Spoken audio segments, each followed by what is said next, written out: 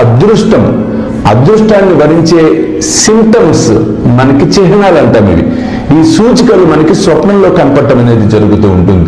అందులో మొట్టమొదలుగా మనం చూసినట్లయితే తెలుపు రంగుకు సంబంధించినటువంటి అంశాలు, పశుపక్షాదులు అవ్వచ్చు లేదా దేవతలు అవ్వచ్చు, శ్వేత వర్ణంతో ఉన్నటువంటి వారు. మొట్టమొదలుగా గోవు కనిపించింది అనుకోండి, చక్కగా తల్లి దూడ ఇద్దరు కనిపిస్తే శుభశకునం. అది అంటే ఏదో మంచి జరగబోతోంది, శుభం జరగబోతోంది.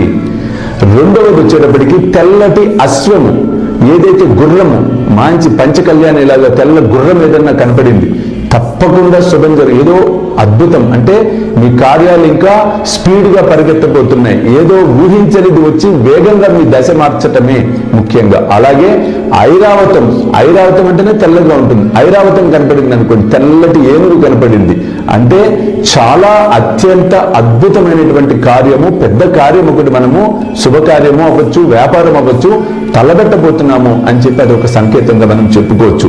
అలాగే మనం చూసినట్లయితే బంగారు వర్ణం అనేది రెండవది. శ్వేతవర్ణంతో పాటు సువర్ణ వర్ణం, బంగారు కాంతులు.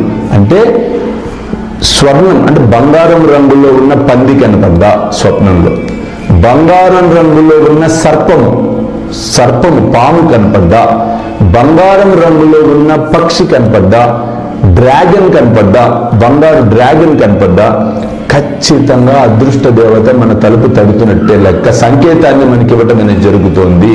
100% సువర్ణ యోగము లేదా ధనలాభం అన్నా జరిగే